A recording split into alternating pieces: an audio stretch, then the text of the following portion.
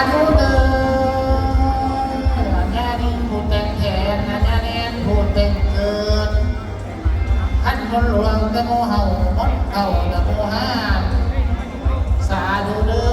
เทวบุตรอยู่สันหาเทวดาอยู่สันสีธรณีสันเก่าตาเท่าผู้นั่งแนมเมื่อนี้แล้วเป็นเมื่อตามยามนี้เป็นยามสอบมือประกอบวันนี้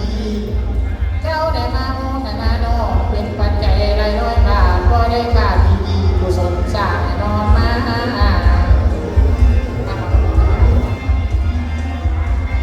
เอาอันนี้แล้วเพิ่นจังว่าสาธุเด้อคุณพระพุทธเจ้าผู้อยู่นะเจ้าทาราเจ้าผู้อยู่บ้าน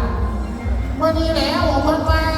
เป็นสจเฮาสจเฮาดอกแดงเก่าอันว่าแม่สจเฮานี่ตั้งแต่นาน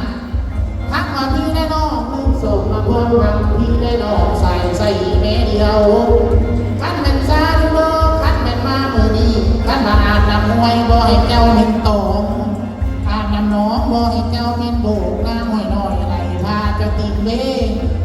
บ่ให้ควรวิญญาณสื่อสารเจ้ากลางป่าให้เจ้าเอาห้องง่าวกลางผ่าให้หกงาวให้เจ้ายกเจ้ากระแหงขันมาเสียงเจ้ากระว่าสมพันธ์เจ้ากระหงทั้งพอลุงเมียป่าลาหูเมืองผ้ากระหุ้งคือดอกเรืองผ้ากระเลืองคือดอกไม้บ่ให้ป่วยเป็นกลางโอ้ขันว่ามีผู้เจ็บขันว่ามีผู้ไข้ในเงินอยู่บ่ยาขันว่าเจ็บไว้ไข้เอานั่นก็ให้เศร้าไปหาหมอก็ให้รอไปหาหมอก็ให้ถือไปกินว่างมาเป็นหน้า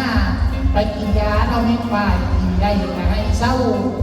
ผ้ากันสีใส่เหลืองเพียงยัน15 ครั้งได้เด้อผ้ากันสีใส่เหลืองให้เพียงแก้วหน่วยมันนี่หมดเด้อสาธุบุญนำพันสจสุรพงษ์คณะสัทธาทั้งเรื่อง